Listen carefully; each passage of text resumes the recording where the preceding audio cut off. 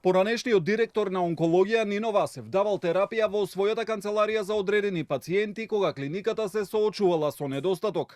Медицинската сестра која сведочеше на предлог на обвинителството раскажа неколку случаи кога Васев ја повикал во канцеларија и давал терапија која се аплицирала на некои пациенти. Според нејзиното сведочење, Васев располагал со залихи од терапија и кога клиниката немала, па ја делел на одбрани пациенти. Раскаже и дека имало извештај на пациент каде била шкртната дозата од терапијата и со ракопис допишана поголема доза, но помалата всушност била аплицирана. Еден од тие пациенти беше Зоран, кој што примаше ампула Тецентрик, која во тој момент ја немаше на клиниката. Неговата сопруга беше некоја инспекторка. Дојде и праша зошто нема. И објаснивме, а таа рече, ќе се качам кај директорот.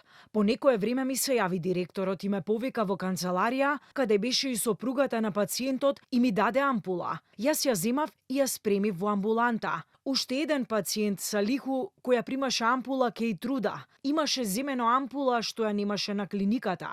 Уште еден пациент што мене ми се случило и за него сум земала ампула од канцеларијата на директорот.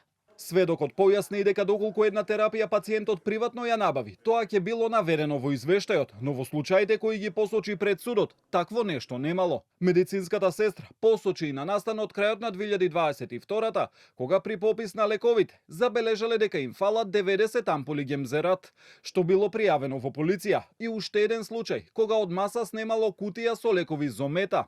Одбраната на Васев и на второ обвинетиот поранешен организацијски директор на онкологија Нехат Нухи со приговори за сведочењето на медицинската сестра сметаа дека нејзиниот исказ е нецелосен. Одговорите што ги дала оделе само во корис на обвинението и не може да даде целосна слика.